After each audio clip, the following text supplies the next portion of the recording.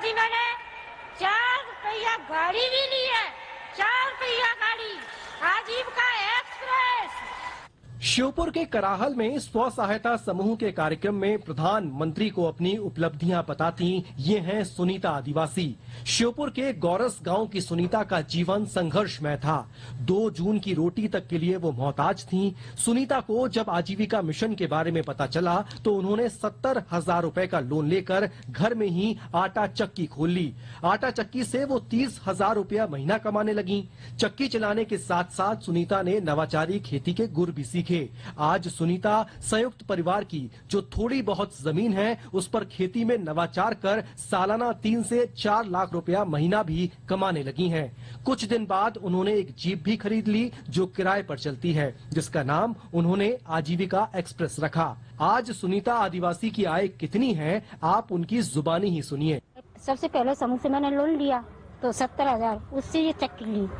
चक्की के बाद फिर मैंने खेत के ट्यूबवेल के लिए लोन लिया, तो खेत में मैंने ट्यूबवेल करवाई। तो चक्की से मेरी 30,000 रुपये महीने की इनकम होती है और खेती से मेरी सालाना 3 से 4 लाख खेती से हो जाती है।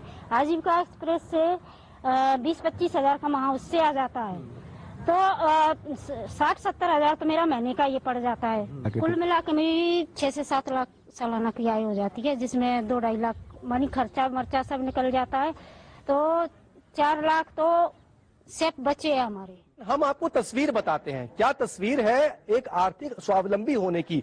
ये घर पुराना घर है। सुनीता आदिवासी जी के घर में इस वक्त हम मौजूद हैं। ये घर पुराना घर है, कच्चा घर है और ये इसमें पहले वो रहा करती थी जब तक वो स्व सहायता समूह के साथ नहीं जुड़ी थी, आजीविका मिशन के साथ नहीं जुड़ी थी, अपना काम नहीं कर रही थी। लेकिन उसके बाद की तस्वीर अब देखिए। ये पक्का मकान धीरे धीरे अब बनना चालू हो गया है। आधा हिस्सा बन चुका है। आधा हिस्सा बन जाने के बाद अब धीरे धीरे, चूंकि संयुक्त परिवार है, बड़ा परिवार है और एक ही परिवार एक ही साथ पूरा ये परिवार रहता है, लिहाजा अब ये पक्का मकान बनना यहाँ पर शुरू हो चुका है, बन भी गया है। लोग पक्के मकान में रह रहे हैं और अच्छा जीवन स्तर उनका जो है वो अब इन मकानों में चल रहा है। आदिवासी बहुल क्षेत्र कराहल में न सिर्फ प्रधानमंत्री का आना और उनसे संवाद करना सुनीता के लिए किसी सपने से कम नहीं था।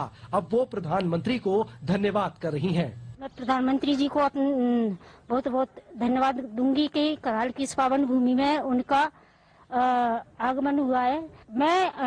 मुझे इतनी खुशी हो रही है कि मुझे प्रधानमंत्री जी से बात करने का मौका मिला और उनके साथ मंच पे अपनी कहानी सुनाने का अवसर मिला।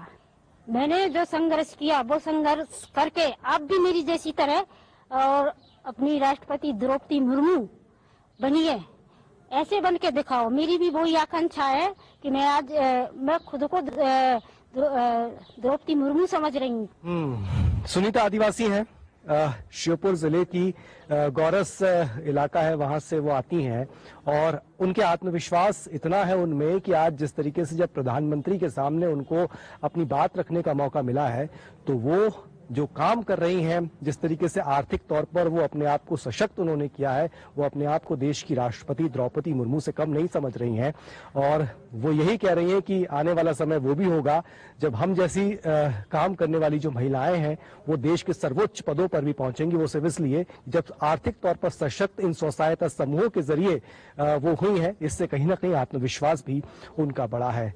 श्योपुर से कैमरा पर्सन अनंत यादव के साथ आदित्य श्रीवास्तव।